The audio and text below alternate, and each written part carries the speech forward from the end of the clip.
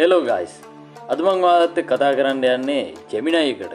නැත්නම් ChatGPT එකට හෝ ෆොටෝ අප්ලෝඩ් කරන එක අපි හිතන තරම් ආරක්ෂිතද? මේක අපිට අනාගතයේදී ප්‍රශ්නයක් වෙන්න පුළුවන්ද කියන එක ගැන. අපි හැමෝම මේ වෙනකොට ChatGPT එකට නැත්නම් Gemini එකට හෝ ෆොටෝ අප්ලෝඩ් කරලා තියෙනවා. මේක අද අපිට ප්‍රශ්නයක් නෙමෙයි. හැබැයි මේක අපිට අනාගතයේදී ප්‍රශ්නයක් වෙන්න පුළුවන්. මොකද කිව්වොත් මේ ChatGPT හා Gemini කියන AI දෙකම තමන්ගේ අත්දැකීම් පාවිච්චි කරලා තමයි ඒගොල්ලෝ ඉගෙන ගන්න. ඒක නිසා ඒගොල්ලෝ අපි මේ අප්ලෝඩ් කරන හැම data එකම සේව් කරලා තියාගන්නවා. ඒකින්ද මේක අපිට අනාගතයේදී අපේ privacy එකට ප්‍රශ්නයක් වෙන්න පුළුවන්ද? ඔයාලට මේක ගැන මොකද හිතෙන්නේ? ඔයාලට හිතන දේ පහළ comment section එකේ comment එකක් විදිහට දාන්න අමතක කරන්න එපා. ඒ වගේම මේක ඔයගොල්ලෝගේ යාළුවොත් එක්ක share කරගන්න අමතක කරන්නත් එපා.